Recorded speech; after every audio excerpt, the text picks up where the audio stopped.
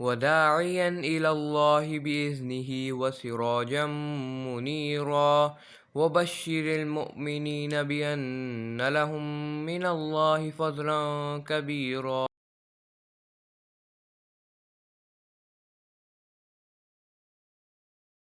نحمده ونصلي على رسوله الكريم اما بعد فاعوذ بالله من الشيطان الرجيم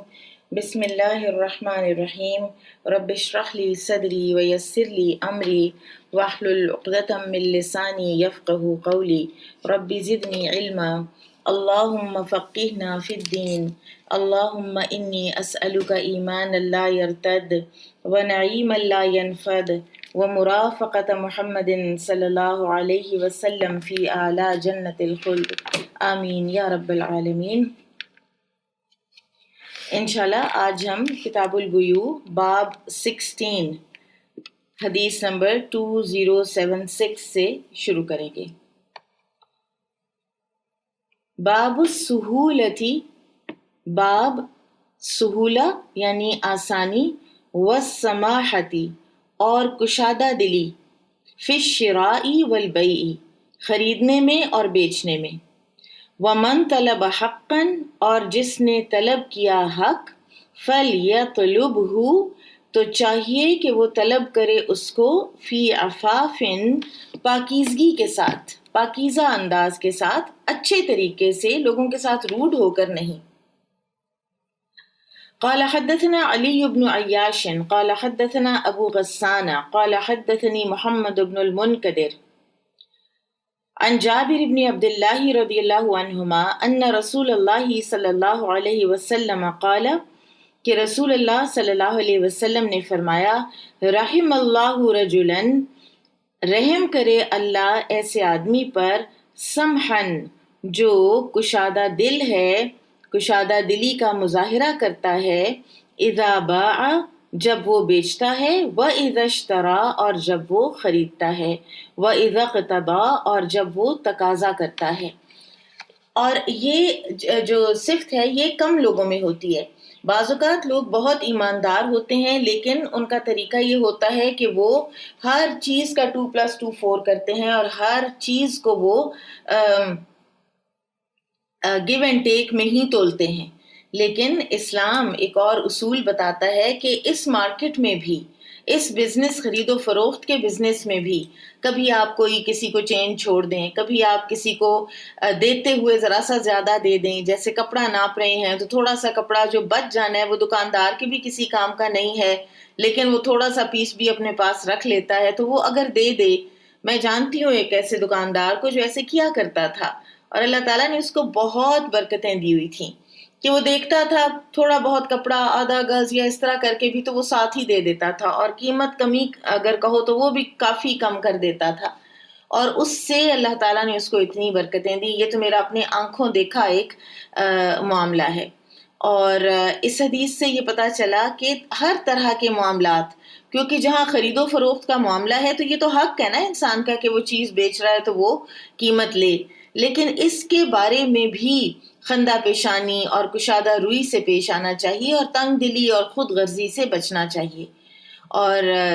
سنن الترمذی میں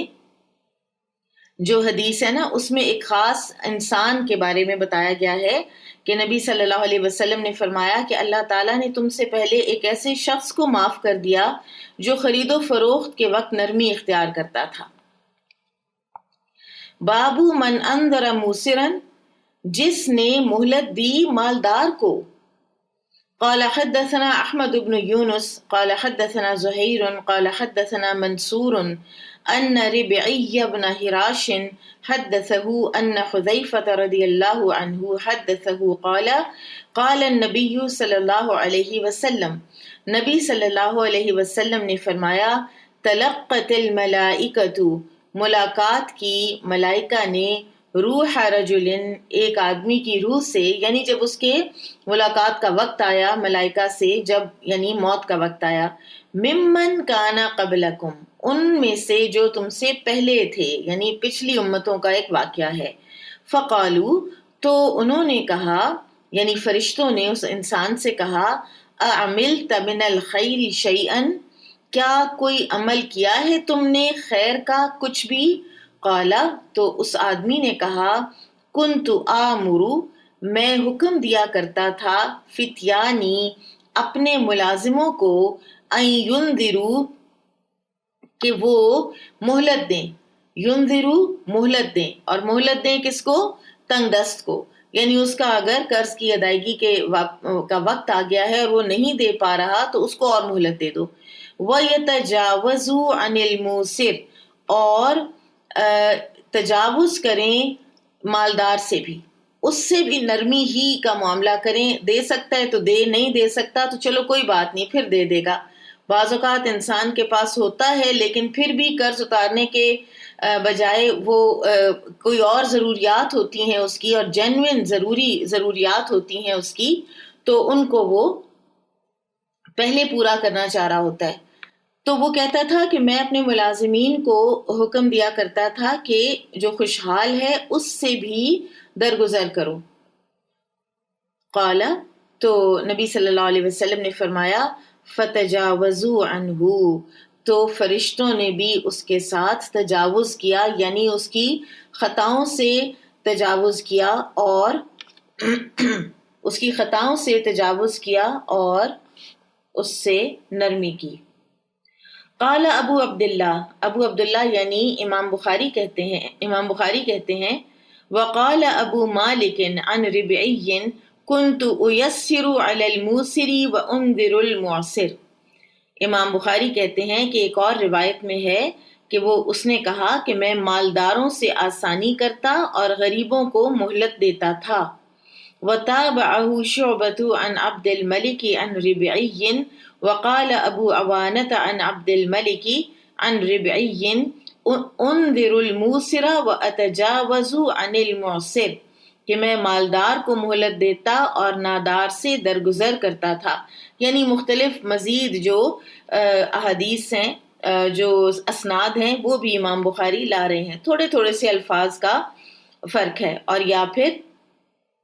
راویوں کا فرق ہے۔ وقال نعیم بن ابی ہند عن ربعی فاقبل من الموسر واتجاوز عن المعسر،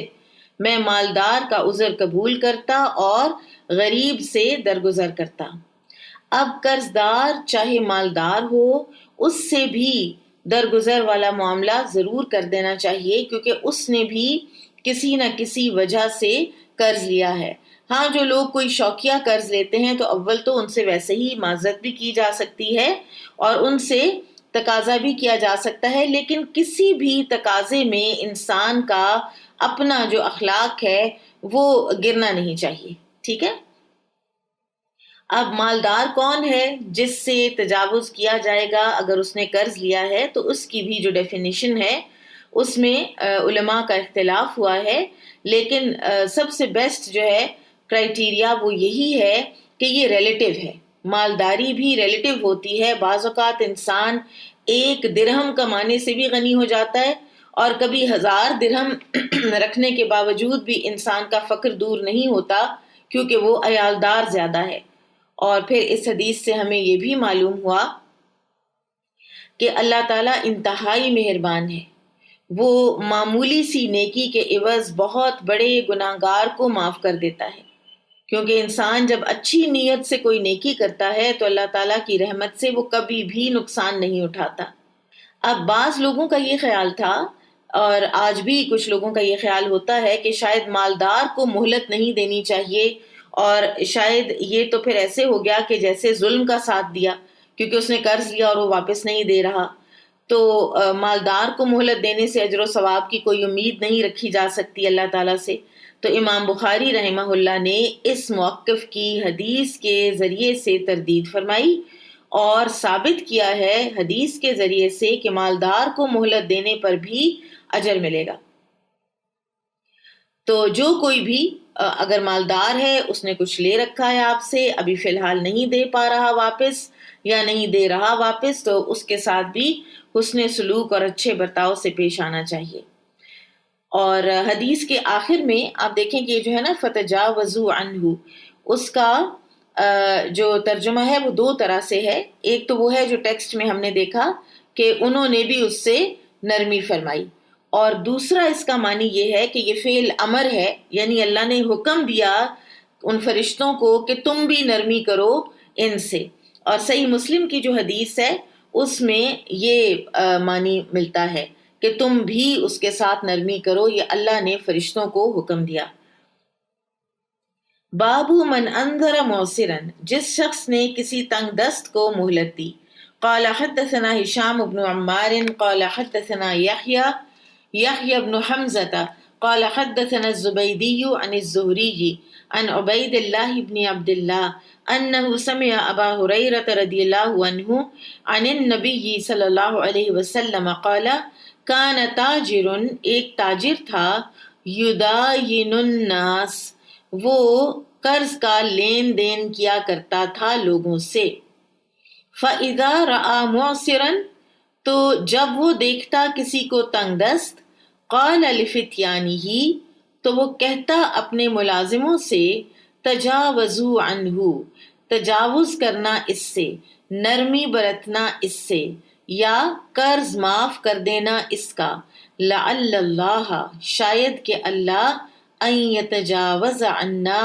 تجاوز کرے ہم سے، درگزر کا معاملہ کرے ہم سے. فتجاوز اللہ عنہ، تو اللہ تعالیٰ نے درگزر کا معاملہ کر دیا اس کے ساتھ. قرآن کریم میں آتا ہے سورۃ البقرہ میں، وَإِنْ كَانَ ذُو عُسْرَةٍ فَنَظِرَةٌ إِلَى مَيْسَرَةٍ وَأَنْ تَصَدَّقُوا خَيْرٌ لَكُمْ، اگر مقروض تنگ دست ہو تو اسے آسانی تک مہلت دینا لازم ہے. اور یہ سود کی آیات کے فوراً بعد ہے کہ بجائے اس کے کہ تم اس کو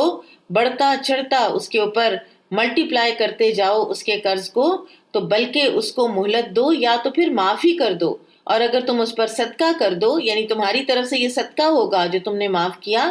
تو یہ تمہارے لیے بہتر ہے. صرف اس کی جان خلاصی نہیں ہوگی، تمہارے لیے بھی بہتر ہے.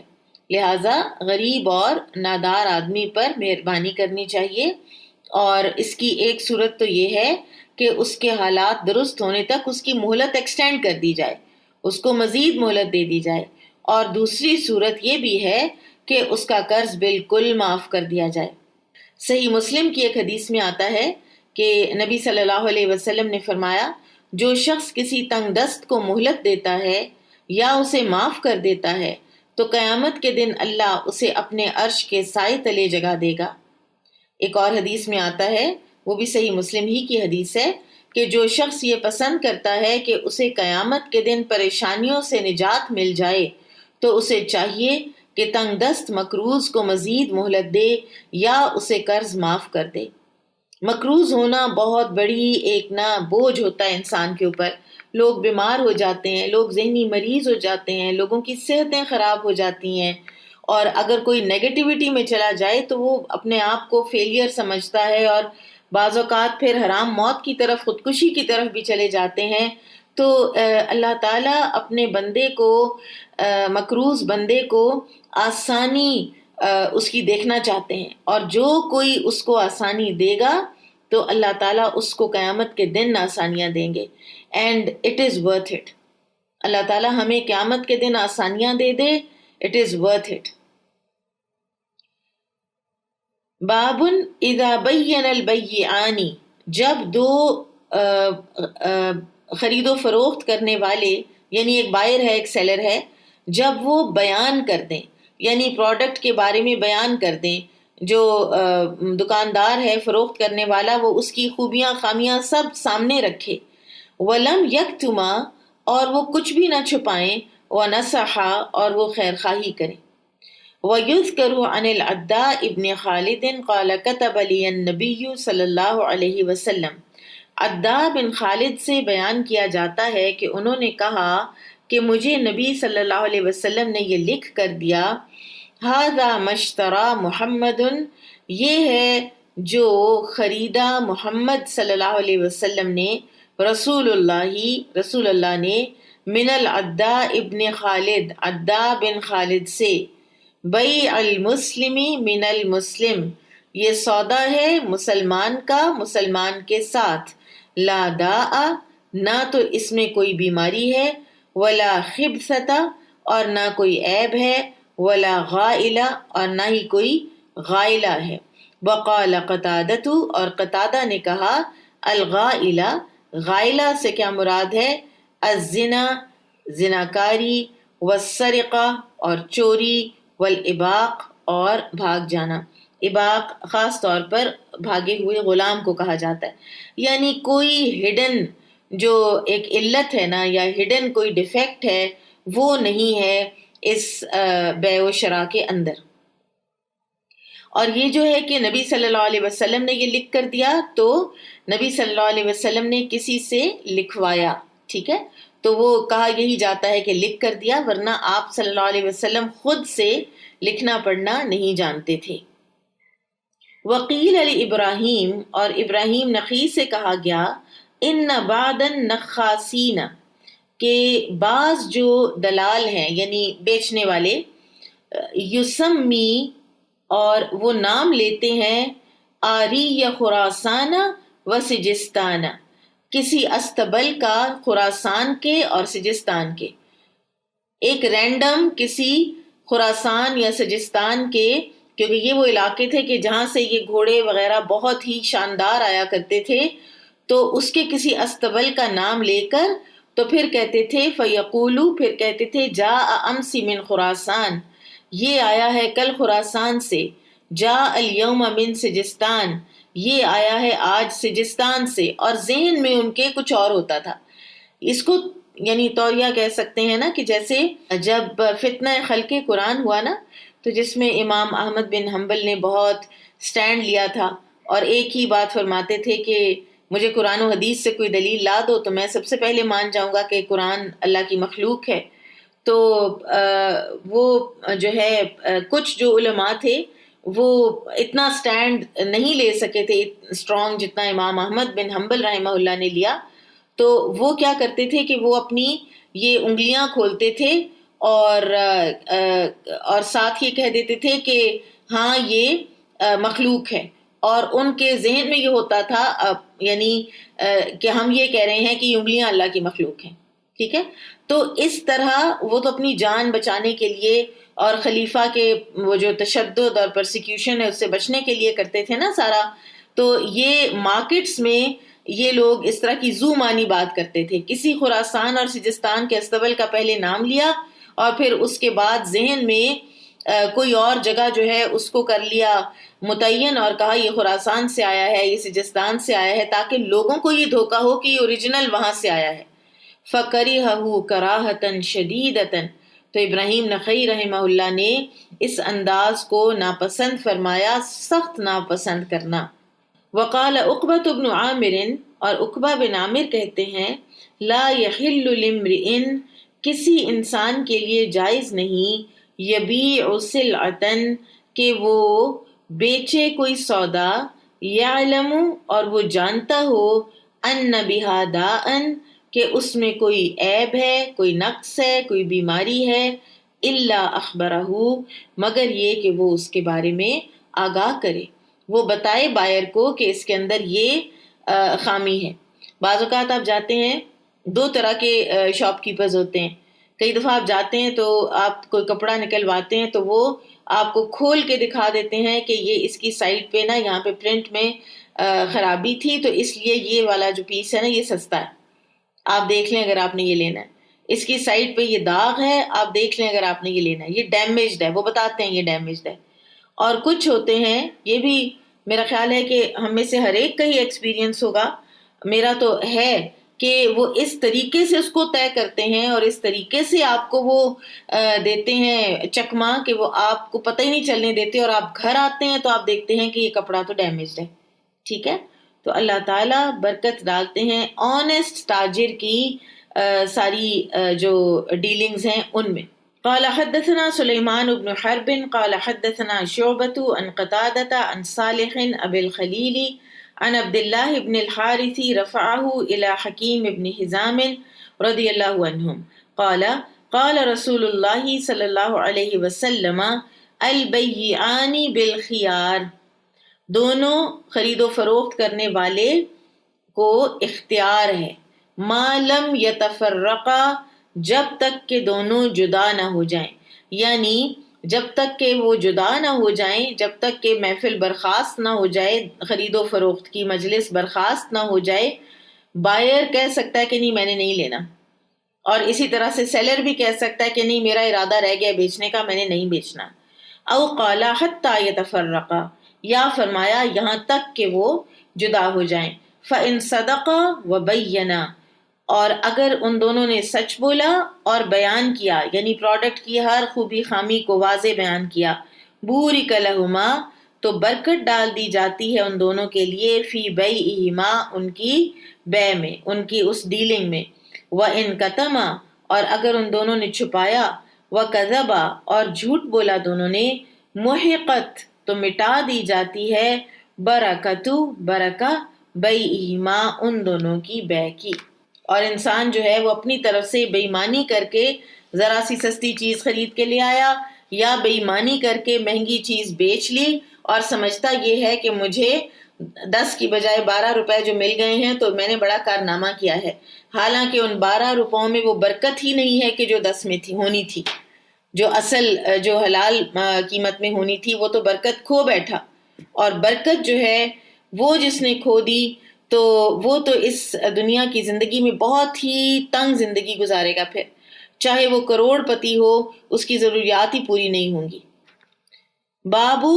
بیع الخلط من التمر، خلط ملی جلی، مخلوط کا لفظ ہم اردو میں بولتے ہیں نا، تو ملی جلی کھجوروں کی بے، التمر کھجوریں۔ قال حدثنا ابو نعیم قال حدثنا شیبان عن یحیی عن ابی سلمة عن ابی سعید رضی اللہ عنہ قال كنا نرزق تمر الجمع، سعید رضی اللہ تعالی عنہ، ابو سعید خدری رضی اللہ عنہ سے روایت ہے، وہ فرماتے ہیں کہ ہمیں نرزق، خوراک دی جاتی تھی، رزق دیا جاتا تھا، تمر الجمع، کھجوریں، وَهُوَ الْخِلْطُ، اور وہ ملی جلی ہوتی تھیں، من التمری، کھجوروں میں سے، یعنی کچھ وہ اچھی ہوتی تھیں، کچھ وہ ردی ہوتی تھیں، ٹھیک ہے۔ وَكُنَّا نَبِيعُ، اور ہم بیچ ڈالتے تھے، سَاعَيْنِ بِسَاعٍ، 2 سا کو 1 سا کے بدلے۔ فقال النبی صلی اللہ علیہ وسلم، تو نبی صلی اللہ علیہ وسلم نے فرمایا، لا ساعین بساعن، 2 سا کو 1 سا کے بدلے مت بیچو، ولا درہمین بدرہم، اور نہ 2 درہموں کو 1 درہم کے بدلے بیچو۔ اب یہ جو ہے نا یہ بہت اہم معاملہ ہے سمجھنے والا، اور یہ ربا کی ایک قسم ہے، ٹھیک ہے، اس کو ربا الفضل کہتے ہیں، فا ضاد لام، ٹھیک ہے۔ اب ہوتا یہ تھا کہ ایک انسان کے پاس ردی کھجوریں ہیں، وہ مارکیٹ میں جاتا ہے، وہ کہتا ہے کہ میرے پاس 2 کلو ردی کھجوریں ہیں، دکاندار اس کو کہتا ہے کہ تم یہ 2 کلو ردی کھجوریں مجھے دے دو اور 1 کلو اچھی کھجوریں لے لو، ٹھیک ہے۔ اس سے منع کیا گیا ہے۔ کرنے کا کام کیا ہے کہ وہ جو ردی کھجوریں ہیں نا، دکاندار پہلے ان کی انڈیپینڈنٹ قیمت لگائے، اس انڈیپینڈنٹ قیمت لگانے کے بعد وہ قیمت وہ اس ردی کھجوروں والے کو ادا کر دے اور ردی کھجوریں اس سے لے لے، پھر وہ قیمت لے کر اس قیمت سے جتنی بھی اچھی کھجوریں آتی ہیں نا، عمدہ کھجوریں، اتنی وہ خرید لے، چاہے وہ 1 کلو آتی ہیں، چاہے وہ 1.25 کلو آتی ہیں، چاہے وہ 1.25 کلو آتی ہیں، یہ درست ہے، ٹھیک ہے۔ لیکن کیوں یہ منع کیا گیا کہ 2 سا اس کے لے کر 1 سا جو ہے اس کو دے دو؟ اس سے کیوں منع کیا گیا؟ اس سے منع کرنے کی مختلف وجوہات ہیں۔ ایک تو یہ ہے کہ اس میں کسی ایک نہ ایک کا، چاہے بائر کا چاہے سیلر کا، ضرور نقصان ہونا ہے، ضرور اس کا کچھ نہ کچھ استحصال ہونا ہے، کہ ہو سکتا ہے کہ اس کی 2 کلو کی کھجوریں جو ہے وہ 1.25 کلو اچھی کھجوروں کے برابر کی ہوں، لیکن مل اس کو 1 کلو رہا ہے، ٹھیک ہے۔ اور یہ بھی ہو سکتا ہے کہ دکاندار 2 کلو کے بدلے میں 1 کلو دے رہا ہے، لیکن ویسے وہ ردی کھجوریں 1 کلو والی نہیں ہیں، وہ 1.25 کلو والی ہیں، تو لہٰذا کسی ایک کا نقصان ضرور ہوگا بلا وجہ کا۔ دوسری بات یہ بھی کہی گئی ہے کہ اس کی تھوڑی دل آزاری بھی ہے بیچارے کی، جو ردی کھجوریں بازار میں لایا ہے 2 کلو اور پھر وہ 1 کلو لے کر جا رہا ہے تو اس کی تھوڑی دل آزاری بھی ہوگی، تو لہٰذا اس طرح سے کرنا جائز نہیں۔ نبی صلی اللہ علیہ وسلم نے اس سے منع فرمایا اور یہ ربا الفضل ہے، ٹھیک ہے۔ بابو ما قیل فی اللحام والجزار، جو کہا گیا گوشت بیچنے والے اور قصاب کے متعلق۔ قال حدثنا عمر بن حفص قال حدثنا ابی قال حدثنا الاعمش قال حدثني شقیق عن ابی مسعود قال جاء رجل من الانصار، ابو مسعود کہتے ہیں کہ ایک آدمی آیا انصار میں سے، یکنا جس کی کنیت تھی ابا شعیب، ابو شعیب، فقال لغلام، تو اس نے کہا اپنے ایک غلام سے، لہو جو اس کا تھا، قصاب جو کہ قصاب تھا، اجعل لی طعاما مجھے کچھ کھانا بنا دو، یکفی خمسۃ من الناس جو 5 لوگوں کو کافی ہو جائے، فانی ارید کہ بے شک میں نے ارادہ کیا ہے، ان ادعو النبی صلی اللہ علیہ وسلم کہ میں دعوت پر بلاؤں نبی صلی اللہ علیہ وسلم کو، خامس خمسۃ یعنی آپ کے ساتھ 5 لوگوں کو، ٹوٹل 5 لوگ، فانی قد عرفت کہ بے شک میں نے دیکھی ہے، فی وجہ الجوع آپ کے چہرے میں بھوک۔ آپ دیکھیں کہ صحابہ کرام کی سینسٹیوٹی آپ صلی اللہ علیہ وسلم کے لیے، اور یہی وہ ہے نا کہ جو سورۃ البقرہ میں بھی ہے کہ تعرفہم بسیماہم، تم پہچان جاؤ گے ان کو ان کی علامات سے، جاہل تو ان کو غنی تصور کرے گا ان کی پاک دامنی کی وجہ سے، اس وجہ سے کہ وہ سوال نہیں کرتے ہاتھ پھیلا پھیلا کر، لیکن تم ان کے چہروں کی علامات سے، چہرے پر میں نے بھوک کی علامات دیکھی ہیں۔ اللہ کے رسول صلی اللہ علیہ وسلم نے خود کچھ نہیں فرمایا۔ فدعاہم پھر ان انصاری صحابی نے دعوت دی آپ صلی اللہ علیہ وسلم کو اور آپ کے ساتھ 4 اور لوگوں کو، فجاء معہم رجل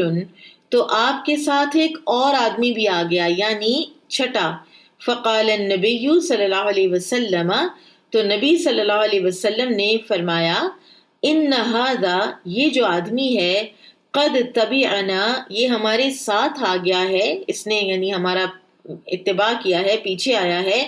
فَإِن شِئْتَ پھر اگر تم چاہو، أَن تَأْذَنَ لَهُ تو تم اس کو اجازت دے دو، تو فَأْذَن لَهُ یہ ایک اور روایت سے پتہ چلتا ہے کہ ان انصاری نے اس چھٹے آدمی کو بھی اجازت دے دی، وَإِن شِئْتَ اور اگر تم چاہو، أَن يَرْجِعَ کہ یہ لوٹ جائے، رجع تو یہ لوٹ جائے گا، فقالا تو انصاری نے کہا، لا نہیں، بل قد اذنت له میں نے اسے بھی اجازت دی، ٹھیک ہے۔ اب یہاں پر لحام کا لفظ آیا ہے، اور لحام کا لفظ امام بخاری نے ترجمۃ الباب میں 2 الفاظ یوز کیے ہیں بیسیکلی، اللحام اور الجزار، اور لحام کہتے ہیں گوشت بیچنے والے کو، جزار کہتے ہیں اونٹ ذبح کرنے والے کو، اور جو حدیث میں لفظ ہے وہ ہے قصاب، اور قصاب کہتے ہیں بکریاں وغیرہ ذبح کرنے والے کو۔ تو حدیث میں قصاب کا ذکر ہے، اور امام بخاری یہاں پر اس لیے لائے ہیں کہ اس کا پیشہ اختیار کرنے میں کوئی حرج نہیں، اور اس بنا پر گوشت بیچنا اور اونٹ ذبح کرنا بھی ظاہر ہے کہ پھر جائز ہوں گے۔ اور جو بن بلایا مہمان ہوتا ہے نا، اس کو ویسے طفیلی کہا جاتا ہے، اور طفیلی کو اگر صاحب خانہ اجازت دے تو وہ شامل ہو سکتا ہے، ورنہ اس کو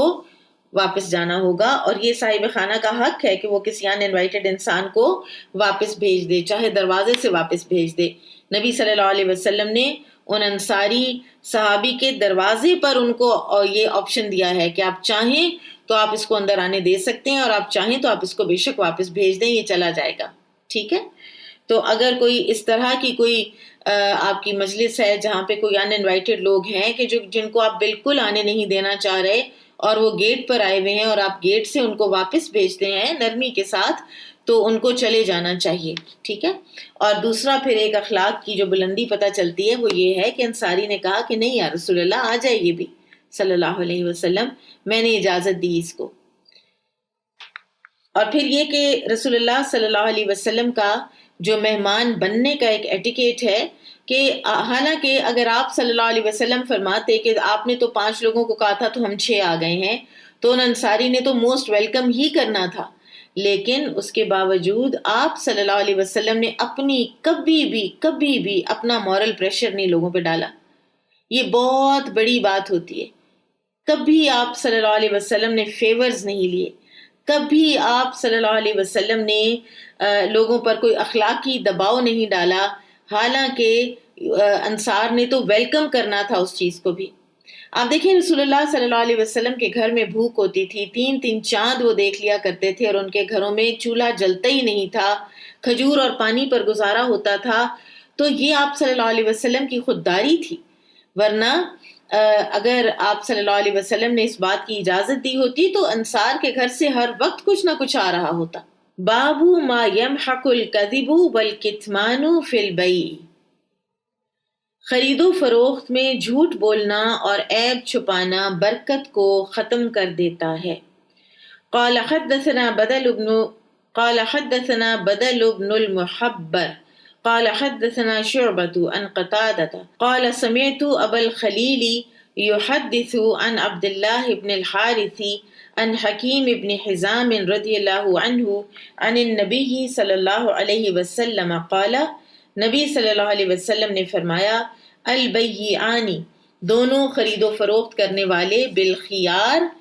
ان کو اختیار ہے، ما لم یتفرقا او قال حتی یتفرقا، یعنی جب تک کہ وہ جدا نہ ہو جائیں، یا فرمایا کہ حتیٰ کہ وہ جدا نہ ہو جائیں.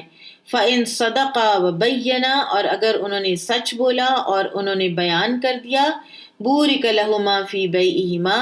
تو ان دونوں کو ان کی خرید و فروخت میں، ان کی ڈیلنگ میں برکت دی جائے گی. وَإِن كَتَمَا وَكَذَبَا، اور اگر انہوں نے چھپایا اور انہوں نے جھوٹ بولا، مُحِقَتْ بَرَكَتُ بَيْعِهِمَا، تو ان کی جو بے ہے، ان کی جو خرید و فروخت ہے، اس کی برکت مٹا دی جائے گی. جھوٹ اور کسی بھی چیز کو چھپانے سے جو اشیاء فروخت ہیں ان کی برکت ختم ہو جاتی ہے. اگر بیچنے والا سودے کی جھوٹی تعریف کرے، اس کے عیب چھپائے، اور ایک اور جگہ پر یہ بھی آتا ہے نا کہ وہ یہ کہے کہ مجھے تو اس کی اتنی قیمت ملتی ہے، آگے حدیث آ رہی ہے یہ بھی، اور حالانکہ اتنی قیمت نہیں ملتی ہوتی، مجھے تو اس کا اتنا آفر ہوا میں نے پھر بھی نہیں دیا. تو اس طرح کے جھوٹ بول کر اگر خریدار کو دھوکہ دیا جائے گا، اور اسی طرح اگر خریدار قیمت کی ادائیگی میں کوئی فریب کرے گا، ٹھیک ہے، چیز لے لی اور پھر قیمت کی ادائیگی میں کوئی جعلی نوٹ دے دیا، کوئی جعلی چیک دے دیا، تو اس سے اللہ تعالیٰ کے ہاں اس کے رزق میں سے برکت اٹھ جاتی ہے. بابو قول اللہ عز وجل، اللہ عز وجل کا یہ فرمان، یا ایہا الذین آمنوا لا تأکلوا الربا اضعافا مضاعفہ، اے ایمان والو سود در سود مت کھاؤ. آل عمران 130. قال حدثنا آدم قال حدثنا ابن ابی ذئب قال حدثنا سعید المقبری عن ابی ہریرہ عن النبی صلی اللہ علیہ وسلم قال لَيَأْتِيَنَّ عَلَى النَّاسِ زَمَانٌ، نبی صلی اللہ علیہ وسلم نے فرمایا، البتہ آئے گا انسانوں پر ایک زمانہ، لا یبالی، نہیں پرواہ کرے گا، المرء، آدمی، بما اخذ المال، جو مال اس نے لیا یا کمایا یا حاصل کیا، امن حلال، کیا وہ حلال سے تھا، ام من حرام، یا کہ وہ حرام میں سے تھا، حرام ذرائع سے کمایا تھا. اب یہاں پر ایک تو زمانہ جاہلیت کا ایک رواج تھا کہ جب قرض کی مدت ختم ہو جاتی تو مقروض کو کہا جاتا کہ اچھا تم 1 مہینہ اور لے لو، لیکن اب جو تم نے مجھے 10 روپے دینے تھے اب تم مجھے 15 واپس کرو گے. ٹھیک ہے، مدت بھی بڑھا دی جاتی، سود بھی بڑھا دیا جاتا، اور ہر سال اسی طرح کرتے کرتے وہ جو اصل رقم تھی وہ تو اس بیچارے کو یاد ہی نہیں رہتی تھی، اور سود در سود اس کے اوپر چڑھتا چلا جاتا تھا. جو ہمارا سوشل ویلفیئر ڈپارٹمنٹ ہے ان کی طرف سے کئی دفعہ اس طرح کے واقعات وہ ہمیں بتاتے رہتے ہیں کہ یہ جو گھریلو خواتین ہیں ان میں بڑا یہ ٹرینڈ چل پڑا ہے کہ یہ اپنی جو سیونگ ہوتی ہے اس کو سود پہ قرض پہ دے دیتی ہیں. اور کسی نے کہا کہ میرا بیٹا مجھے باہر سے پیسے بھیجتا ہے تو وہ میں پھر سود پہ دے دیتی ہوں. اور ایک خاتون جنہوں نے کوئی 10,000 قرض لیا تھا اور پھر انہوں نے بتایا کہ میں پتہ نہیں 80,000 کے کتنا میں واپس کر چکی ہوئی ہوں اور ابھی تک وہ 10,000 ویسے کا ویسا ہے میرے اوپر. اور ایک کسی اور نے کہا کہ ہمارے اوپر سود چڑھتا چڑھتا پتہ نہیں کتنے لاکھ ہو گیا ہے تو ہم نے تو کبھی اتنے لاکھ کی شکل بھی نہیں دیکھی, ہم کہاں سے دیں گے اتنا. تو یہ اس زمانے کی, اس دور کی, ہمارے ارد گرد کی بات ہے اور یہ اتنا حرام ہے کہ ابھی ہم اس کے بارے میں پڑھتے ہیں کہ اللہ سبحانہ و تعالیٰ نے اس کو کس چیز کے ساتھ ایکویٹ کیا ہے. اور اب حدیث کا جو عنوان ہے اور جو حدیث ہے, ٹھیک ہے, وہ مناسبت کیا ہے کہ دراصل سود خور جو ہے اس کو کوئی پرواہ نہیں کہ وہ حلال کھا رہا ہے یا حرام سے پیٹ بھر رہا ہے. اور رسول اللہ صلی اللہ علیہ وسلم کا جو سود کے بارے میں امت کو خبردار کرنا ہے وہ اس حد تک آپ صلی اللہ علیہ وسلم نے باریکی میں بھی بات فرمائی کہ ایک وقت ایسا آنے والا ہے کہ جب سود کی وبا عام ہو جائے گی اور اس سے محفوظ رہنا بہت ہی دشوار ہو جائے گا. مفہوم ہے حدیث کا کہ اگر کوئی سود نہ بھی لیتا ہوا نا کانشیسلی تو اس کی گرد اس کو ضرور پہنچے گی, یعنی وہ سارے کا سارا سسٹم اتنا سودی ہوگا کہ وہ اس سے بچ ہی نہیں پائے گا. اب یہ جو قرض پر سود ہے نا کہ قرض دیا اور اس کی مدت بھی بڑھا دی اور پیسے بھی بڑھا دیے, تو یہ جو ہے یہ ربا القروض یعنی قرض سے قروض قاف را واو ضاد کہلاتا ہے. ٹھیک ہے, ربا الفضل ہم نے پڑھ لیا. ربا القروض یہ ہے کہ لونز پر پیسے جو ہیں وہ بڑھا چڑھا کر لینا. ٹھیک ہے, اور اس کو اللہ سبحانہ و تعالیٰ نے اپنے ساتھ اور اپنے رسول کے ساتھ جنگ قرار دیا ہے. اچھا, یہیں پر ہم تیسری ایک قسم کی جو ربا ہے اس کا بھی ذکر کر لیتے ہیں, ربا النسیئہ. اور یہ ہے وہ جو ہم نے پیچھے پڑھا تھا نا کرنسی کی ایکسچینج, کہ اگر وہ دست بدست ہو تو پھر وہ ٹھیک ہے, یعنی آپ ڈالرز لے کر گئے ہیں اور آپ نے روپے میں کنورٹ کرنا ہے, اسی وقت وہ منی چینجر آج کا ریٹ آپ کو بتاتا ہے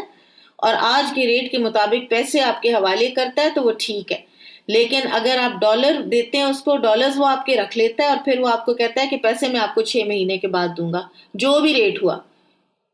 ٹھیک ہے, چاہے وہ ریٹ جو ہے وہ بڑھ جائے چاہے وہ ریٹ گھٹ جائے, تو اس میں یا اس کا نقصان ہے یا آپ کا شدید نقصان ہے. تو لہٰذا یہ ربا النسیئہ ہے. اسی طرح اگر آپ سونا لے کر جاتے ہیں, آپ فار ایگزامپل 1 کلو سونا لے کر گئے ہیں کسی جیولر کے پاس, ٹھیک ہے,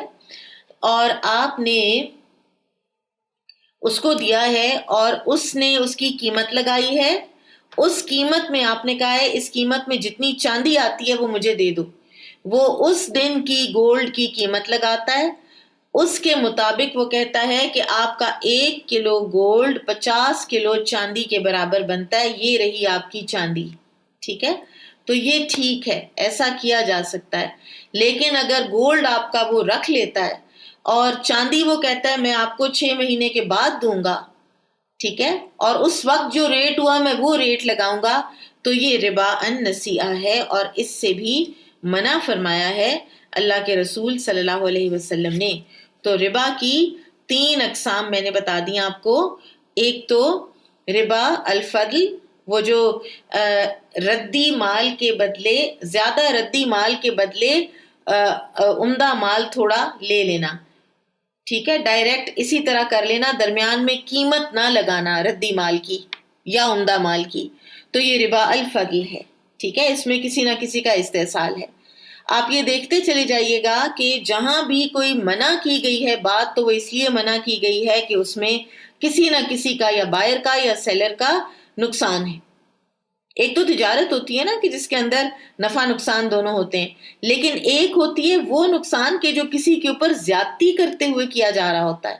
جس کو کنٹرول کیا جا سک رہا ہوتا ہے, اور وہ صرف ایک شخص کی نفس پرستی یا خواہش پرستی کی وجہ سے ہو رہا ہوتا ہے. ٹھیک ہے, تو وہ جو ہے وہ منع کیا گیا ہے۔ بابو آکل الربا و شاہدہ و کاتبہ، ربا کھانے والا، اس کی گواہی دینے والا اور اس کو لکھنے والا۔ وقول اللہ تعالی الذین یأکلون الربا لا یقومون الا کما یقوم الذی یتخبطہ الشیطان من المس، جو لوگ سود کھاتے ہیں وہ یوں کھڑے ہوں گے جیسے شیطان نے کسی شخص کو چھو کر مخبوط الحواس بنا دیا ہو، دیوانہ کر دیا ہو۔ اور رسول اللہ صلی اللہ علیہ وسلم نے فرمایا سود کھانے والا، کھلانے والا، گواہی دینے والا یعنی اس کی کوئی ٹرانزیکشن کے اوپر سگنیچرز کرنے والا اور اسے تحریر میں لانے والا، سب ملعون ہیں، کیونکہ سب کے سب اس سسٹم کو پروموٹ کرنے کے لیے کام کر رہے ہیں اور گناہ میں برابر کے شریک ہیں۔ یہ حدیث ہے صحیح مسلم کی۔ اور سود اور تجارت کا جو مین فرق ہے وہ یہ ہے کہ سود میں ایک طے شدہ شرح پرسنٹیج کے مطابق یقینی منافع ایک فریق کو ہو رہا ہوتا ہے، جبکہ تجارت میں منافع کے ساتھ ساتھ نقصان کے چانسز بھی موجود ہوتے ہیں۔ پھر اسی طرح سے تجارت جو ہے نا اس میں ایک دوسرے سے ہمدردی کا معاملہ ہوتا ہے، مروت کا معاملہ ہوتا ہے، مل جل کر کام کرنے کا جذبہ پروان چڑھتا ہے، جبکہ سود کی صورت میں سود خور کو صرف اپنے مفاد سے غرض ہوتی ہے اور یہ کبیرہ گناہ ہے اور اس کا تعلق حقوق العباد سے۔ قال حدثنا محمد بن بشار قال حدثنا غندر عن شعبة عن منصور عن ابی الضحى عن مسروق عن عائشة رضی اللہ عنہا قالت لما نزلت آخر البقرہ، جب نازل ہوئی آخری آیات سورۃ البقرہ کی، قرأہن النبی صلی اللہ علیہ وسلم، تو ان کو پڑھا نبی صلی اللہ علیہ وسلم نے، علیہم ان لوگوں پر، فی المسجد مسجد میں، ثم حرمت تجارت فی الخمر، پھر آپ صلی اللہ علیہ وسلم نے شراب کی تجارت کو بھی حرام قرار دیا۔ سورۃ البقرہ کی آخری آیات میں سود کی حرمت کا بیان ہے اور اس میں سودی لین دین کو اللہ اور اس کے رسول کے خلاف جنگ کرنا قرار دیا گیا ہے۔ اب جو شراب کی حرمت ہے وہ اس سے پہلے سورۃ المائدہ میں آ چکی تھی، کافی مدت پہلے وہ آیات نازل ہو چکی تھیں اور اس وقت رسول اللہ صلی اللہ علیہ وسلم نے شراب کی تجارت کو حرام کر دیا تھا، لیکن جب سود کی حرمت کا بیان کیا تو یاد دہانی کے طور پر ساتھ شراب کی دوبارہ بھی بات فرمائی، اور یہی ہے جس کی طرف سیدہ عائشہ رضی اللہ عنہا کا اشارہ ہے۔ پھر اسی طرح سے سورۃ البقرہ ہی کی یہ جو آخری آیات ہیں ان میں قرض کے جو لین دین ہے اس کو لکھ لینے کا جو حکم دیا گیا ہے، تو اس کو بھی مد نظر رکھتے ہوئے امام بخاری نے یہ حدیث بیان کی ہے کہ اس کو لکھنا ہے اور وہ بلکہ ثواب کا کام ہے کہ آپ سارے اپنے معاملات قرض کے لین دین کے لکھیں، 2 مردوں کو گواہ بنائیں، 2 مرد نہ ملیں تو 1 مرد اور 2 عورتوں کو گواہ بنائیں تاکہ ایک بھولے تو دوسری اس کو یاد دلا دے، ٹھیک ہے۔ اور یہ جو چھوٹا موٹا دست بدست لین دین ہے کہ کلاس روم میں بیٹھے آپ کا دل کیا کہ یہ پین جو ہے یہ مجھے دے دیں، تو پین آپ خرید لیتے ہیں اپنے کسی اس سے کولیگ سے اور اسی وقت اس کو پیسے پکڑا دیتے ہیں، تو اس کو اگر آپ نہ بھی لکھیں تو کوئی بات نہیں، ٹھیک ہے۔ جو دست بدست لین دین ہے یہ سارے احکامات دے دیے گئے، تو امام بخاری نے حدیث اس مقصد کے لیے بیان کی ہے کہ جو کوئی اس طرح کے قرض کا، جائز قرض کا لین دین کا لکھے گا تو وہ اچھی بات ہے، اور جو ناجائز تجارت اور سودی معاملات کو لکھے گا تو پھر یہ جائز نہیں ہے، بلکہ سودی معاملات میں لکھنے لکھانے والے سب ملعون ہیں۔ قال حدثنا موسى بن اسماعیل قال حدثنا جریر بن حازم قال حدثنا ابو رجاء عن سمرة بن جندب رضی اللہ عنہ قال قال النبی صلی اللہ علیہ وسلم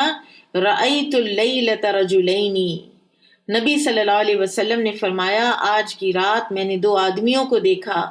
اتیانی وہ دونوں میرے پاس آئے، فاخرجانی پھر وہ دونوں مجھے نکال کے لے گئے، الی ارض مقدسۃ ارض مقدسہ کی طرف، بیت المقدس کی طرف،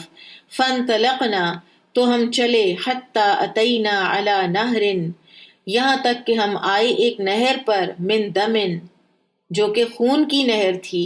فیہ رجل قائم، اس میں ایک آدمی تھا کھڑا ہوا، وعلی وسط النہر، اور نہر کے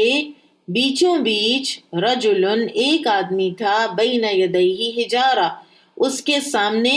پتھر رکھے ہوئے تھے، فاقبل الرجل، تو آگے بڑھتا تھا آدمی، الذی فی النہر، جو نہر کے اندر تھا، یعنی نکلنے کا ارادہ کرتا، فَإِذَا أَرَادَ أَن يَخْرُجَ، پھر جب وہ ارادہ کرتا کہ وہ نکلے، رَمَى الرَّجُلُ بِحَجَرٍ، مارتا وہ آدمی جس کے پاس پتھر تھے، من الحجارہ، پتھروں میں سے ایک، یعنی پتھر اٹھاتا اسے مارتا، کدھر، فی فیہ، اس کے منہ میں، فردہ حیث کانا، تو اس کو واپس اسی خون کی نہر کے اندر وہ لوٹا دیتا، فجعل کلما جاء، اور یہی وہ کرتا جب بھی وہ آتا،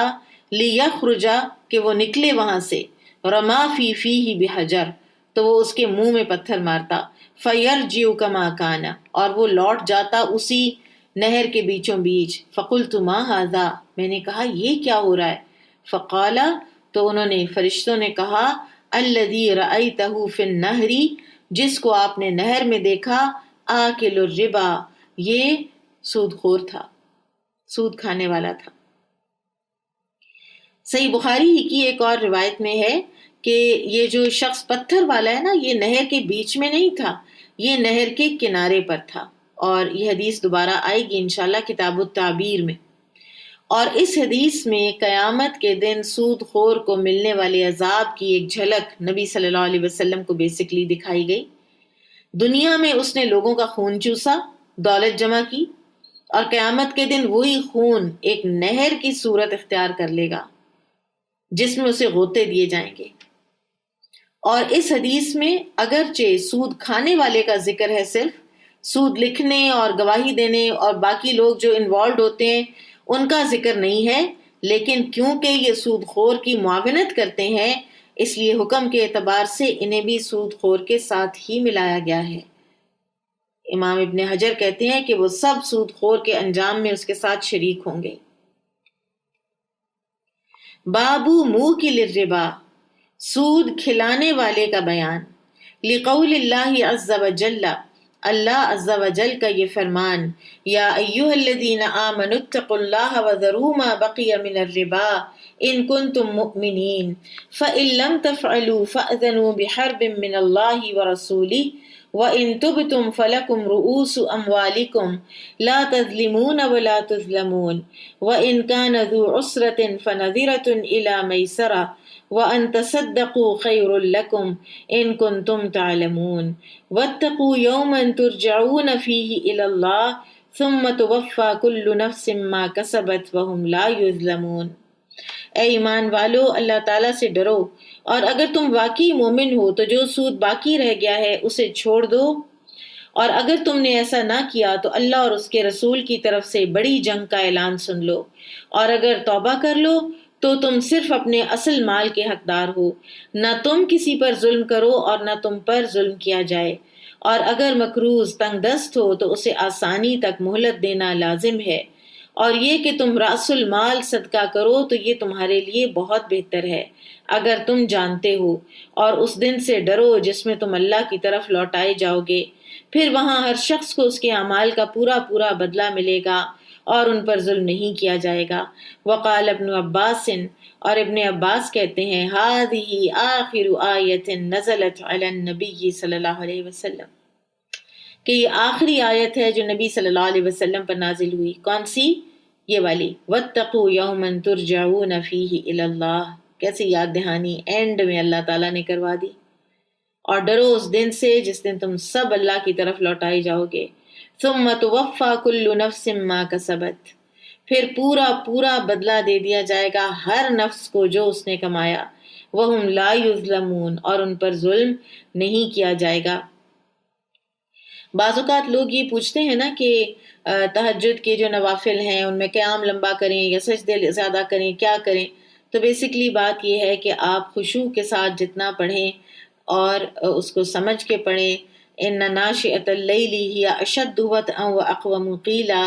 کہ رات کا اٹھنا جو ہے یہ نفس کو کچلنے میں بھی معاون ہے اور بات کی درستگی میں بھی یہ معاون ہوتا ہے۔ تو یہ جو آیت ہے، ایک مرتبہ عبداللہ بن عباس رضی اللہ عنہ کے بارے میں آتا ہے کہ ساری رات قیام میں اس ایک آیت کو دہراتے رہے۔ آپ دیکھیں کہ وہ کیا فیلنگز ہوں گی، وہ کیا احساسات ہوں گے کہ بس ایک آیت جو ہے وہ پڑھتے چلے جا رہے ہیں، وہ بار بار پڑھتے چلے جا رہے ہیں، ان سے رکا ہی نہیں جا رہا۔ قال حدثنا ابو الولید قال حدثنا شعبة عن عون بن ابی جحیفة قال رأیت ابی، میں نے اپنے والد کو دیکھا، اشترى عبدا حجاما، انہوں نے خریدا ایک غلام جو کہ پچھنے لگانے والا تھا، حجامہ کیا کرتا تھا۔ فسألته، تو میں نے اس کے متعلق پوچھا، فقال، تو میرے والد نے کہا، نہن نبی صلی اللہ علیہ وسلم، نبی صلی اللہ علیہ وسلم نے منع فرمایا، عن ثمن الکلب،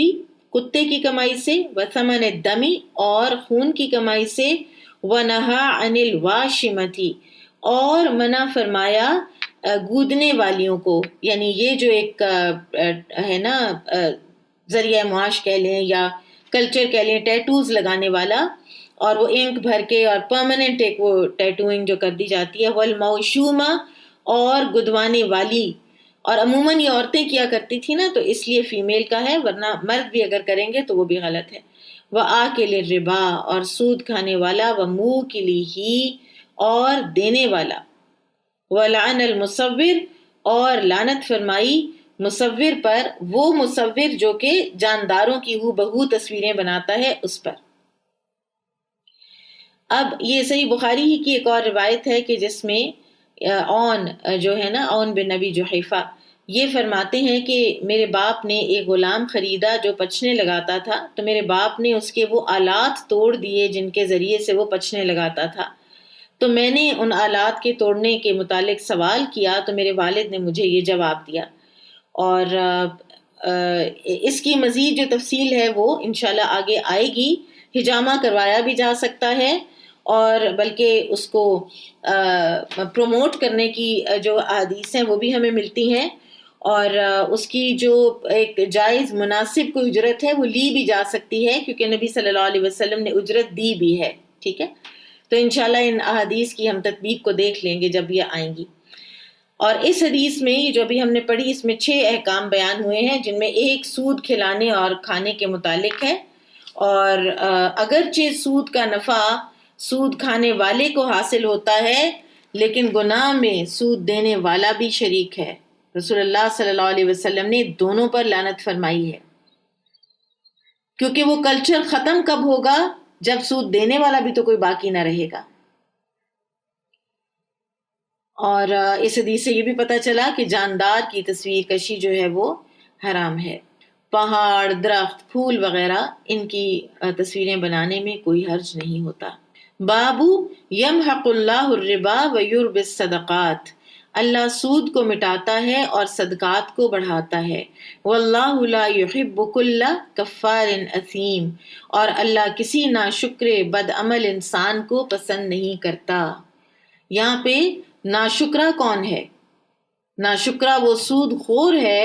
جس کے پاس پہلے ہی اپنی ضروریات سے زائد رقم تو موجود ہے، پیسے تھے تو اس نے قرض میں دیے ہیں نا، لیکن وہ کسی محتاج کی مدد نہیں کرنا چاہتا، اور بجائے اس کے کہ وہ قرض حسنہ دینے پر آمادہ ہو، وہ قرض کے بدلے میں پیسے لیتا ہے۔ اور جو ڈیفینیشن ہے کہ کل قرض جر نفعا فہو الربا، کل قرض جر نفعا فہو ربا، کہ ہر وہ قرض جو نفع لائے وہ ربا ہے۔ میں نے آپ کو پہلے بھی بتایا تھا شاید کہ امام ابو حنیفہ رحمہ اللہ کے بارے میں آتا ہے کہ وہ کپڑے کے تاجر تھے، اور اللہ تعالیٰ نے ان کو بڑی خوشحالی دے رکھی تھی،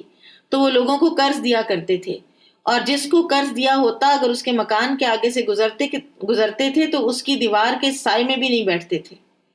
کہ کہیں میں یہ فائدہ نہ اٹھا لوں،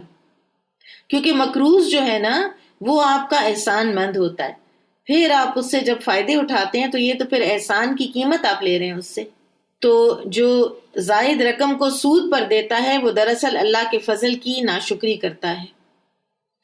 قال حدثنا يحيى بن بكير قال حدثنا الليث عن يونس عن ابن شهاب قال ابن المسيب إن أبا هريرة رضي الله عنه قال سمعت رسول الله صلی اللہ علیہ وسلم يقول میں نے سنا رسول اللہ صلی اللہ علیہ وسلم کو فرماتے ہوئے الحلف منفقۃ، الحلف قسم، مراد ہے جھوٹی قسم، منفقۃ یہ بیچنے والی ہے، للسلعتی سودے کو، یعنی جھوٹی قسم کھا کر سودا بیچا تو جا سکتا ہے، ممحقۃ للبرکہ لیکن وہ مٹانے والی ہے برکہ کو۔ سبحان اللہ، کتنی بار ہمیں یہ بتایا جا رہا ہے کہ تھوڑا سا جو ٹینجبل مال ہے، کوئنز یا چند نوٹ ہیں، ان کے حصول کی خاطر برکہ کا سودا مت کرو، برکت کو ترجیح دو بنسبت اس ٹینجبل مال کے۔ تو جس طرح جھوٹی قسم اٹھانے سے سوداگر کو خیر و برکت سے محروم کر دیا جاتا ہے، بالکل اسی طرح سودی کاروبار کرنے والے کی برکت کو بھی اٹھا لیا جاتا ہے۔ ٹھیک ہے، بات سود کی ہو رہی ہے اور نیچے جو حدیث ہے وہ پھر سے جھوٹی قسم والی آ گئی ہے۔ مراد کیا ہے کہ جیسے برکت ادھر اٹھتی ہے ویسے ہی برکت سود خور کی بھی اٹھ جاتی ہے، اور نتیجے کے لحاظ سے دنیا اور آخرت دونوں میں بڑا سخت نقصان ہوتا ہے۔ ایک حدیث میں آتا ہے، مسند احمد کی حدیث ہے، عبداللہ بن مسعود راوی ہیں کہ نبی صلی اللہ علیہ وسلم نے فرمایا سود سے اگرچہ رقم زیادہ ہو جاتی ہے مگر اس کا نتیجہ اور انجام قلت ہے۔ پھر اسی طرح سے سود کا جو مال ہے وہ کوئی بہت اچھی چیزوں میں بھی نہیں انسان لگاتا، نفسیاتی طور پر، یا بہت کنجوس ہوتا چلا جاتا ہے اور بس اس پیسے کو گنتا رہتا ہے، اور یا پھر وہ پیسہ جو ہے مال مفت دل بے رحم کے تحت اسراف اور تبذیر میں خرچ ہوتا رہتا ہے۔ اور پھر ہوتا کیا ہے کہ غریب کے اندر نمبر ایک ریزنٹمنٹ اور بٹرنس پیدا ہوتی ہے، کیونکہ سودی کلچر جو ہے اس میں امیر امیر تر ہو جاتا ہے اور غریب غریب تر ہوتا ہے۔ غریب طبقے کی جو بائنگ پاور ہے، قوت خرید ہے، وہ بہت کم ہو جاتی ہے، امیر طبقہ بہت تھوڑا سا ہوتا ہے اور صرف اسی کے اندر دولت کی گردش رہتی ہے، جس سے پھر اکنامک ایک بالکل ایکٹیویٹی ہوتی ہی نہیں ہے مارکیٹس کے اندر، اور امیر اور غریب میں ایک طبقاتی جنگ بھی شروع ہو جاتی ہے، ایک دوسرے کے ساتھ نفرت آ جاتی ہے۔ غریب جو ہے وہ امیر کا مال لوٹنے کو اپنا حق سمجھنے لگ جاتا ہے۔ اسی طرح سے مزدور جو ہے وہ اپنے مالک کی یا اپنے امپلائر کی لیے ریزنٹمنٹ رکھتا ہے اپنے اندر، اور اس سے بہت برے نتائج بعض اوقات پیدا ہوتے ہیں، اور ضرور پیدا ہوتے ہیں، بعض اوقات ہی نہیں بلکہ ضرور بر ضرور پیدا ہوتے ہیں۔ تو آپ اسلام کا جو اکنامک سسٹم ہے نا اس کو آپ سمجھیے، اور اس کی سب سے بڑی جو اس کے اندر جو اس کا تقاضا ہے وہ یہ ہے کہ سرکولیشن آف ویلتھ ہو۔ سورۃ الحشر میں اللہ سبحانہ وتعالیٰ فرماتے ہیں کہ یہ کس لیے ہے، یہ جو مال فے کو جو فوج میں تقسیم نہیں کیا گیا، آپ سب نے قرآن پڑھا ہوا ہے ماشاءاللہ، آپ کو پتا ہوگا کہ مال فے کیا ہے۔ مال غنیمت سے فرق چیز ہے یہ۔ مال غنیمت ہے کہ جنگ ہوئی، فوج نے جنگ لڑی، کچھ لوگ شہید ہوئے، کچھ لوگ غازی ہوئے، دشمن جو ہے وہ بھاگ گیا اور اس کا مال ہاتھ آیا، وہ مال غنیمت ہے۔ وہ اس کا 5واں حصہ جو ہے وہ اللہ اور اس کے رسول صلی اللہ علیہ وسلم کی طرف لوٹایا جاتا ہے، رفع عامہ کے کاموں میں، غرباء اور مساکین میں دیا جاتا ہے، اور باقی 4 حصے فوج میں تقسیم کر دیے جاتے ہیں۔ لیکن مال فے جو ہے وہ یہ ہے کہ جو علاقے مسلمانوں کے ہاتھ آ گئے جنگ لڑے بغیر، چاہے فار ایگزامپل محاصرہ بھی کیا لیکن جنگ نہیں ہوئی، اور پھر جو ہے وہ کفار کے یہود کے قلعے ہاتھ آ گئے، ان کا جو مال ہے وہ ہاتھ آ گیا، تو مال فے ہے۔ اور مال فے جو ہے اس میں سے فوج کو کچھ نہیں ملتا، وجہ کہ ہر دفعہ اتنی ہیوی رقمیں اور پراپرٹیز، جائیدادیں، یہ سب کچھ جو ہے یہ فوج ہی کو دیا جائے گا، تو فوج جو ہے وہ تو امیر سے امیر تر ہوتی جائے گی، غریب آدمی تک اسلام کے عروج کے کوئی اثرات تو پہنچیں گے ہی نہیں، سرکولیشن آف ویلتھ تو ہوگی ہی نہیں، اور جب سرکولیشن آف ویلتھ نہیں ہوتی تو اس وقت پھر بہت ایشوز کریٹ ہوتے ہیں. وہ معاشرے تباہی اور ہلاکت کا شکار ہوتے ہیں جہاں پر سرکولیشن آف ویلتھ نہیں ہوتی. یہاں پر ہم گو کہ کتاب الزکوٰۃ ہم پڑھ چکے ہیں، لیکن بالکل ریسنٹلی میرے جو ہے ایک کچھ ایسا معاملہ خود ہی میری آنکھوں کے آگے سے گزرا، تو میں نے ذرا تھوڑا سا مزید غور کیا ایک بات پر. تو جو ہمارا زکوٰۃ کا سسٹم ہے، زکوٰۃ کی مدیں ہمیں قرآن میں بتا دی گئی ہیں، ٹھیک ہے، اور اس میں ٹاپ پر ہیں للفقراء والمساکین، ٹھیک ہے. اچھا، اب ہمارے ہاں آپ دیکھیں کہ آپ اپنے ملک کو دیکھ لیجئے. ہمارے ملک میں ماشاءاللہ اللہ سبحانہ و تعالیٰ نے بہت سے لوگوں کو بہت رزق بھی دے رکھا ہے اور بہت بڑے بڑے دل بھی دے رکھے ہیں، ٹھیک ہے. کچھ لوگ ہیں کہ جو زکوٰۃ بینکوں سے کٹوا دیتے ہیں، کچھ لوگ ہیں کہ جو زکوٰۃ اپنے ہاتھ میں لے کر سیدھی جا کے غریب کا کوئی بھلا کر دیتے ہیں، غریب کے ہاتھ میں دے دیتے ہیں، اس کے ہاتھ سے نکلتی ہے اور غریب کے ہاتھ میں چلی جاتی ہے، ٹھیک ہے. تیسری قسم ان لوگوں کی ہے کہ جو بعض جو آرگنائزیشنز ہیں، چاہے وہ آنیسٹ ترین آرگنائزیشنز ہیں، ان کو وہ زکوٰۃ دیتے ہیں، ٹھیک ہے. اب جب زکوٰۃ آرگنائزیشن کو پہنچتی ہے تو آرگنائزیشن اس میں پہلے اپنے سروس چارجز نکالتی ہے.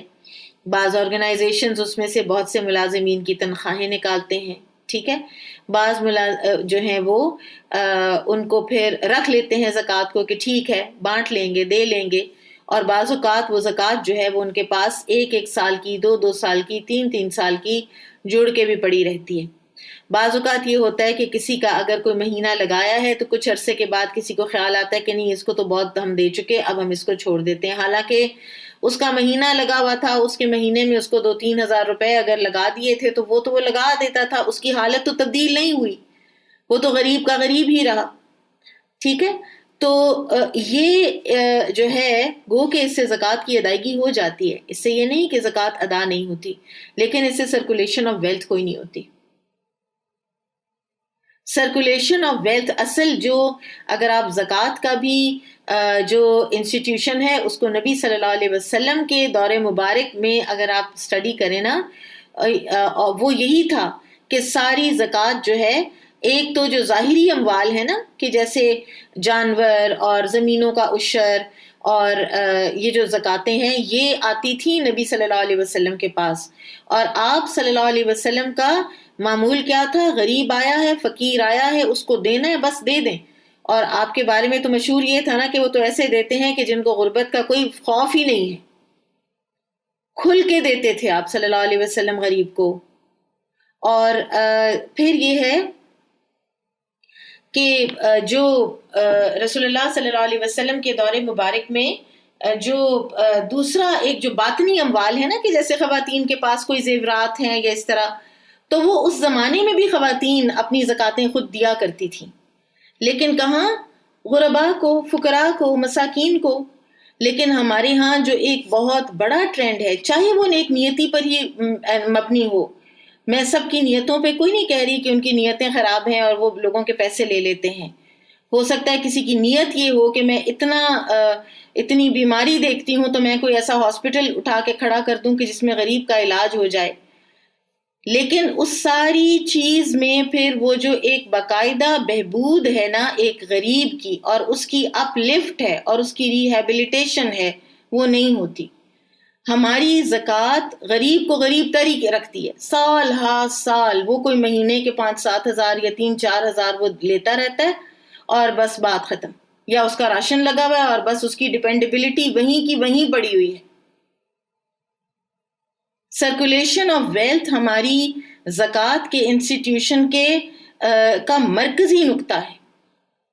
پہنچے پیسہ، پہنچے ان کے گھروں میں، پہنچے ان کے پاس جائے. ٹھیک ہے بعض لوگ ہوتے ہیں کہ جن کو آپ کو منی ہینڈلنگ کا آپ کو شک ہوتا ہے، آپ ان کا مینیج کریں ضرور، لیکن ٹرینڈ ہی یہ ہو جائے کہ بس یہ جو آرگنائزیشنز ہیں یہ زکوٰۃ لیتی چلی جائیں، پھر ان کی مرضی ہے وہ اس میں سے کتنا اپنی سروس چارجز کے طور پہ کاٹیں، ان کی مرضی ہے، وہ 5% کاٹیں، اس کو جہاں مرضی لگائیں، اس کو اپنے بجلی کے بلوں میں چاہے لگا دیں، جہاں مرضی لگائیں، وہ اب ان کے لیے جائز ہے. تو اس کو تھوڑا سا ہمیں بحیثیت پورا معاشرہ جو ہے نا ہمیں اس چیز کو دیکھنا چاہیے کہ یہ جو زکاتیں ہم آرگنائزیشنز میں دیتے ہیں تو یہ ہمارا غریب ادھر کا ادھر کیوں ہے، اور جس کو کچھ نہیں مل رہا، جس کی کوئی رسائی بھی نہیں ہے، تو وہ کیا کرے؟ ہمارا ملک ایک تھکلی پاپولیٹڈ ملک ہے، اور ہمارے ملک میں بہت بہت سے لوگ ہیں کہ جو خط غربت سے نیچے رہ رہے ہیں. وہ کیوں ہے ایسا؟ تو لہٰذا اپنی جو صدقات، اپنی خیرات، اپنی زکاتیں بہت سوچ سمجھ کے اور کوشش کریں کہ ایسی جگہوں پر دیں اور ایسے انسانوں کے ذریعے سے دلوائیں کہ جو سروس چارجز نہیں کاٹتے اور جن کی رسائی ہے غربا تک. زکوٰۃ آرگنائزیشنز کے لیے نہیں ہے، زکوٰۃ فقراء کے لیے ہے، زکوٰۃ مساکین کے لیے ہے، زکوٰۃ مسافر کے لیے ہے. زکوٰۃ کا جو انسٹیٹیوشن ہے، جو حکومت کا اپنا انسٹیٹیوشن ہے، اس میں جو چاہے کوئی چارٹرڈ اکاؤنٹنٹ ہیں، کوئی کام کر رہے ہیں، کوئی تحصیلدار ہیں، زکوٰۃ کلیکٹرز ہیں، ان کی تنخواہ البتہ اس میں سے دی جا سکتی ہے. اب ہر آرگنائزیشن اس میں سے اپنی تنخواہیں کاٹ لیتی ہے. تو اللہ کرے کہ اللہ کے آگے نہ وہ لوگ جواب دہ ہوں، اور اللہ کرے کہ ان کا بھی قبول ہو. لیکن بہرحال یہ ضرور سوچنا چاہیے کہ ہمارا غریب جو ہے اتنی زکاتوں کے باوجود اس کی اپلفٹ کیوں نہیں ہو رہی. بابو ما یکرہ من الحلف فی البیع، خرید و فروخت کرتے وقت قسم اٹھانا ناپسندیدہ ہے. قال حدثنا عمرو بن محمد قال حدثنا هشيم قال أخبرنا العوام عن إبراهيم بن عبد الرحمن عن عبد الله بن أبي أوفى رضي الله عنه أن رجلا أقام سلعة، کہ اگر ایک آدمی اٹھا اور کہنے لگا اپنی سودے کے بارے میں، وهو في السوق، جبکہ وہ بازار میں ہے، فحلف بالله، تو اس نے قسم کھائی اللہ کی، لقد اعطا بها، کہ مجھے مل رہا تھا اس کا، ما لم يعطي، جو کہ اس کو نہیں مل رہا تھا، ليوقي فيها رجلا من المسلمين، تاکہ وہ پھنسا لے اس میں کسی مسلمان شخص کو. اچھا ایک بات، کیا اس سے یہ مراد ہے کہ نان مسلم کے ساتھ دھوکہ جائز ہے؟ ہمارے بعض لوگ یہ بھی سمجھتے ہیں، باقاعدہ کچھ لوگوں کا یہ طریقہ ہوتا ہے. فار ایگزامپل ایک کسی فیملی کا سنا کہ انہوں نے کہیں پتہ نہیں انگلینڈ سے کہ کہاں سے انہوں نے نا واپس پاکستان آنے کا ارادہ کر لیا. تو اس سے پہلے انہوں نے کریڈٹ کارڈ پر خوب شاپنگ کی، اور اس خوب شاپنگ کے بعد وہ پاکستان آ گئے اور کریڈٹ کارڈ اپنا جو ہے وہ بلاک کر دیا. یہ کئی سال پرانی بات ہے کہ ہمیں یہاں پر جائز ہے ان لوگوں کی یونیورسٹیوں میں دھوکہ دے کے اسکالرشپ لے لینا جائز ہے. ان لوگوں کے ساتھ ہم جھوٹ بول سکتے ہیں، یہ بات درست نہیں ہے. آپ کسی کے ساتھ بھی جھوٹ نہیں بول سکتے، ٹھیک ہے؟ تو یہ رجلم من المسلمین سے کسی کو یہ دھوکہ نہ لگے کہ ہم نان مسلم کو دھوکہ دے سکتے ہیں. فنزلت، تو نازل ہوئی یہ آیت، ان الذین یشترون بعہد اللہ وایمانہم ثمنا قلیلا، جو لوگ اللہ کے عہد اور اپنی قسموں کے عوض بہت کم قیمت لے لیتے ہیں.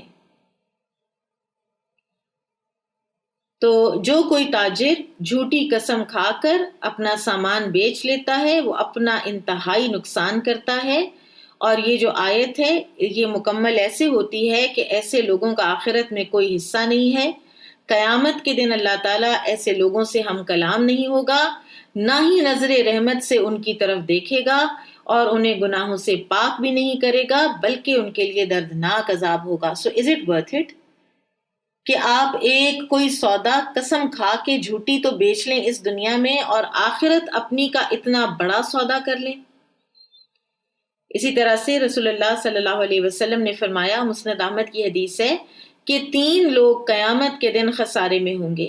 ایک اپنی چادر ٹخنوں سے نیچے لٹکا کر چلنے والا، دوسرا جھوٹی قسم اٹھا کر سامان فروخت کرنے والا، اور تیسرا کسی پر احسان کر کے جتلانے والا. اللہ معاف کر دے ہمیں. بارک اللہ فیکم. انشاءاللہ آج ہم اتنا ہی پڑھیں گے. سبحانك اللهم وبحمدك أشهد أن لا إله إلا أنت أستغفرك وأتوب إليك